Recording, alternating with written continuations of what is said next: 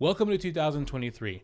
Not only has my New York resolution of not eating tacos been completely shattered and broken, but many of your house buying dreams will also have been. Reason is because everybody and their mother is giving housing market predictions. What my friends at Broke Agent Media did is they compiled all of the top housing market predictions by all the major sites, Zillow, Realtorcom, Redfin, not only that, but government entities like Fannie Mae, and just compiled all of these in one article. I thought it'd be fun to kind of go over them, review them, give my takes, but not only that, but maybe at the end of the year or maybe periodically throughout the year, come back and circle and see if they were right or wrong and see who called it. So let's start off with the first one, Redfin. What's funny about Redfin is people think that they're really good home searchers when they use Redfin. Like, oh no, I don't use Zillow, I use Redfin. But literally it's the same thing. All these websites are just trying to capture your data, sell it to agents. Redfin just happens to have their own agents. According to Redfin, home sales will drop to the lowest since 2011. Mortgage rates will decline, ending the year below 6%. Home prices will decline for the first time in 10 years. But despite the brief dip for some into negative equity, the U.S. will avoid a wave of foreclosures. The rents will fall. Many will continue to be renting indefinitely. Why can't I say that right? Indefinitely. Last video, I made a comment about Lubbock, Texas, and apparently it's not pronounced Lubbock. And a lot of fellow Texans were really upset about me saying Lubbock, not Lubbock or Lubbock. And of course, builders were focused more on multi-family rentals, and they put this nice little chart of basically the number of consumers with new foreclosures. So overall, a very positive take. Home sales will drop. I mean, of course, there's less home sales happening, so that's pretty clear. More on the positive or hopeful side of the mortgage rates decreasing. I hope they're right. I really do hope mortgage rates will decrease below 6%. And home prices will begin to decline. But despite the brief dip into some negative equity, the U.S. will avoid a wave of foreclosures. That's probably their spiciest take for sure. I do think that it's hard to assume that there's going to be a wave of foreclosures. What this doesn't consider, which is concerning to me, is the amount of people that are taking ARM loans, adjustable rate mortgage loans, or these 5-1, 2-1, 3-1 mortgage rate buy downs and all this fancy stuff where people are locking in their low rate now. Like once those rates start increasing or they get hit what their first initial teaser rate is over, that's where the concern is going to hit, because they didn't budget for that monthly payment. Most of the time, I like to think most people watch my videos and know to use their budget as their basis of their home buying power, but a lot of people probably don't. That's probably their spiciest take here that I don't necessarily agree with. Their opinion about rents falling, I'm not sure about that. You know, all the people that didn't buy have to go somewhere. So I only see rental demand going higher. Yes, maybe it might cap and it'll stop increasing at a high rate, but that's hard for me to see. And of course, builders will focus more on the multifamily rentals, probably their biggest dub in this take, because it's so true. You know, builders are going to sell to people who are buying, and right now investors are buying those new builds up, and they are desperately trying to get homeowners to buy those, but unfortunately they're still way overpriced. I am seeing more of these pop up, and it's more concerning. So overall, a very positive take, and I think a little bit into La La Land with the whole no foreclosures. I mean, we have to be realistic here. Is it going to be a massive crash of foreclosures that's just going to tsunami the market? No, I'm not sure about that, but we have to acknowledge that there probably will be some foreclosures.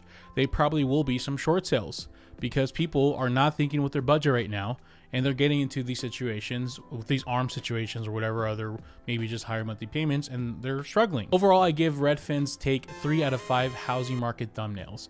It could be better. It's a little bit on the La La Land. Overall, a positive outlook for buyers, but they kind of lose some credibility with this just a random foreclosure thing not dropping.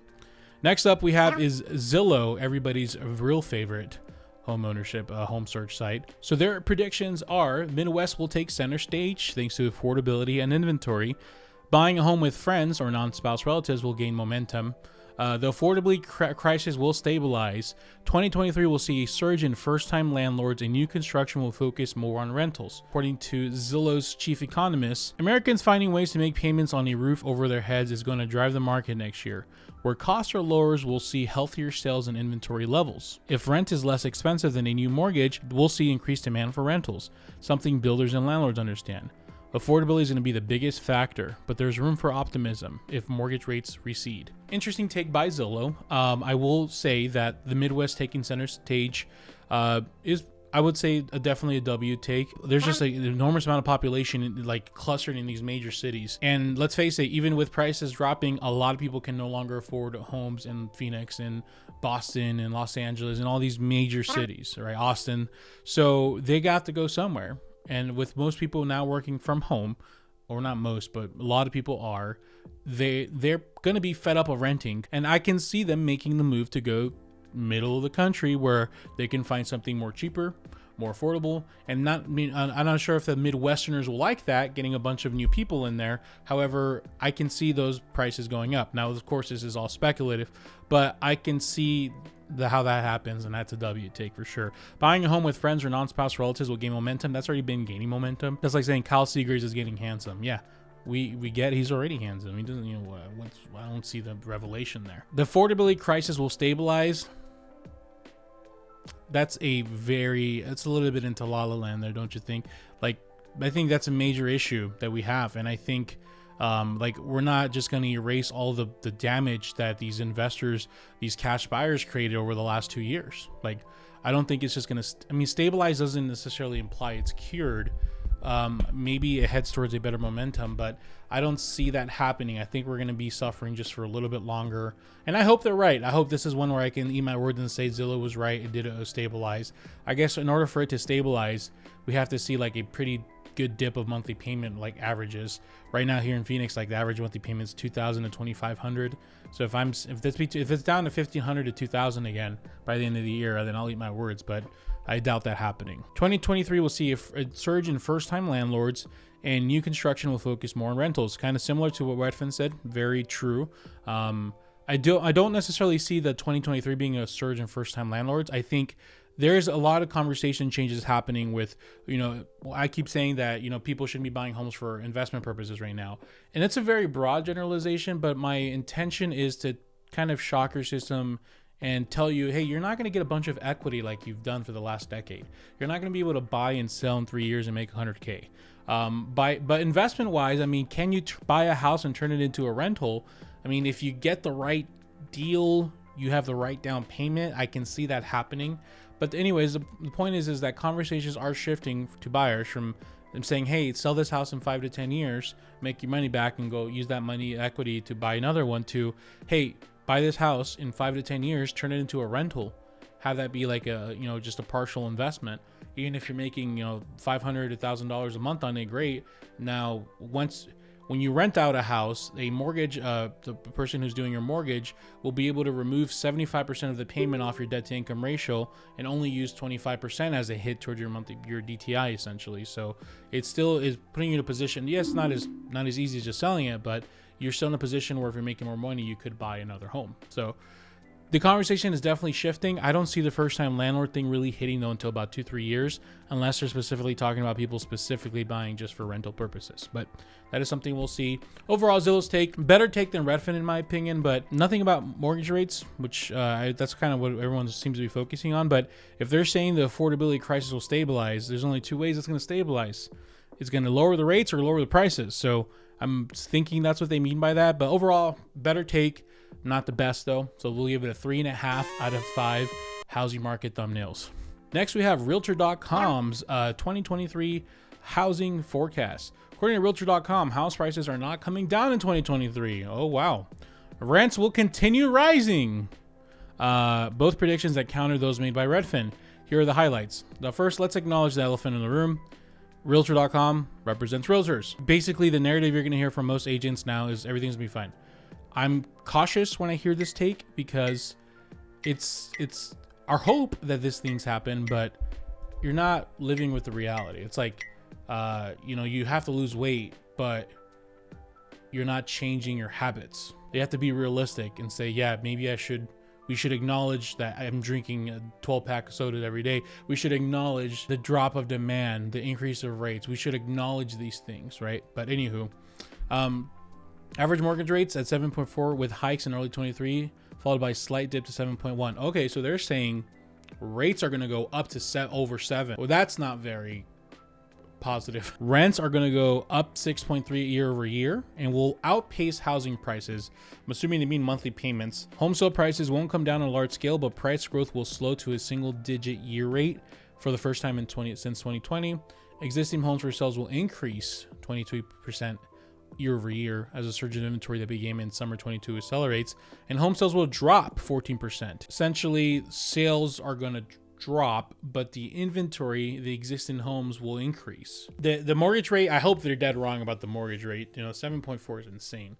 Rents going up year over year. I mean, eventually they can't keep going up, right? But who knows? The home sale prices won't come down a large scale. And I think I've been saying this too. Like, what I personally believe will happen is there will be a drop in prices. There will be an adjustment of prices. We're removing a lot of bloat, right? A lot of these inflated values. But I think it will get to the point where the prices make sense, the interest rates make sense, people can afford again, and it's not going to be super cheap, but it's going to be more doable. Like, for example, I think the 1,700 to 2,000 number is doable for a first-time home buyer. Once we get to that point, then I believe we're getting back to those single-digit increases, like a normal 3 to 5% increase year over year. But price growth will slow to. I agree with that second part, but I do think there's going to be a lot of removal of bloat. I'm gonna have to give it 4.5 out of 5 housing market of fire thumbnails because it's close. It's on the money. I would love to see a little more information on why interest rates are going up. I would love to see more information on like that. If it had a little bit of what Zillow's talking about, like that middle of the country, or what was the term, Midwest taking center stage, I think it would have been probably a really accurate prediction. But we'll see. Obviously, they could be completely wrong at the end of the year. I can be eating my words. Fannie Mae, as I know it, as how I can describe it, interpret it, is they're the ones that insure the mortgage, like mortgages. They're secure them and makes them more solid, so then they can be sold in the secondary market or more reliably, right? If Fannie Mae or Freddie Mac or whatever insures a loan, then that loan is solid and it has a solid buyer and et cetera, et cetera. That's how I understand it as an agent, not someone who's involved in the lending world. First quarter, we'll see a modest recession. Interest rates, the Federal Open Market Committee, the FOMC, will raise the federal funds rate, which will top out at 5.00 in 2023.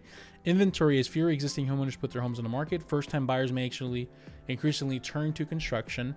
Housing sales are expected to hit a trough in quarter 2 2023 before beginning to rebound, and home builders will offer more generous home buyer incentives for more available inventory, another factor giving new home sales over an edge of existing homes. They're saying first-time buyers might increasingly turn into new construction.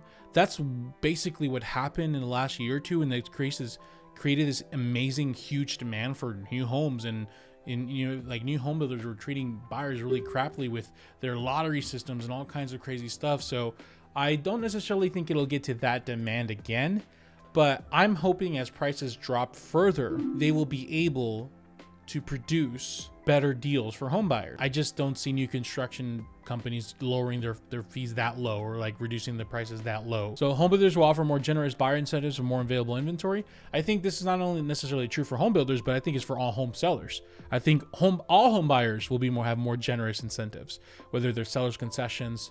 I predict is not only is there going to be like seller concessions to pay closing costs, but I think buyers are going to start not just with home builders, because home builders are already doing this, but I think this idea will come to the resale marketplace where we are going to make offers on properties and say, hey, we want 15,000 of concessions. We're going to use 8,000 of them for this, and we're going to use 7,000 of them to buy down our rate substantially. I can see that happening. Of course, maybe the prices will not decrease as much if people are doing that, but I can see that beginning to happen and have it be really a counteraction to the increased interest rates. But overall, the only thing I really don't agree with is their emphasis on new construction. I don't think they want a huge demand of new construction, because we saw that and it was not pretty. I'm definitely going to subscribe to Fannie Mae and look into their housing market stuff, because I'm a big fan of it and I want to understand it a little better.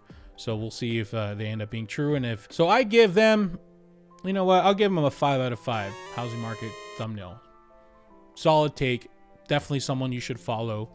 It looks like they have no intentions of trying to manipulate you to buy or not buy. They're just giving the data. NAR. Home sales will decline by 6.8%. Median home prices will rise to $385. Rent prices will increase by 5%. following a 7% increase in 2022.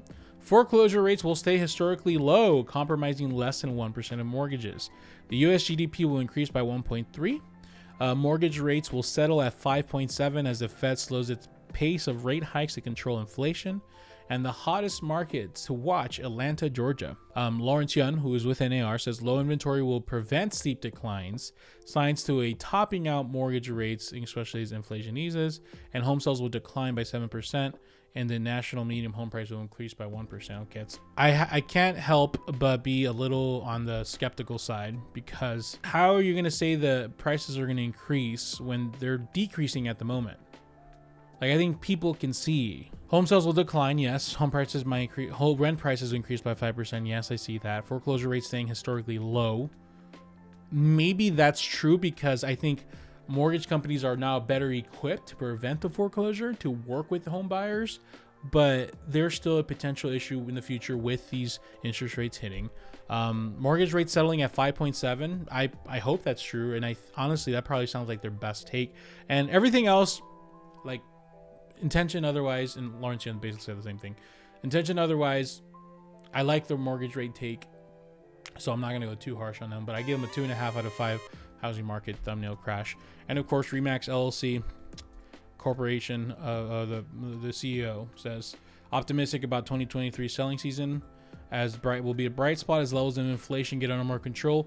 There will still be extreme demand as new construction just can't get out of the ground fast enough, and millennial home buyers, who make up a huge demographic, are primed to make their move. According to a recent survey conducted by Remax in partnership with 84% of Gen Z and 79% of millennials and 61% of surveys responded 77 or older plan to buy a house in a condo in the next few years. In my opinion, 2023 will be a better year for housing than many people think, especially we'll no longer have a year-over-year comparisons in 2021. Historic outlier that May 22 seems less likely. So buy, everybody. Buy up all the houses you can. I mean, it's just way too optimistic. It's not addressing the facts. Like, it's not addressing any of the issues currently happening, affordability, et cetera, et cetera. Just everything's fine. All these millennial and Gen Z buyers are coming out. No, they don't want to come out because it's too expensive. 1 out of 5. So that's where we're at. Team Fannie Mae. If you're Team Zillow or Team Redfin, get ready. We're going to throw down in the streets.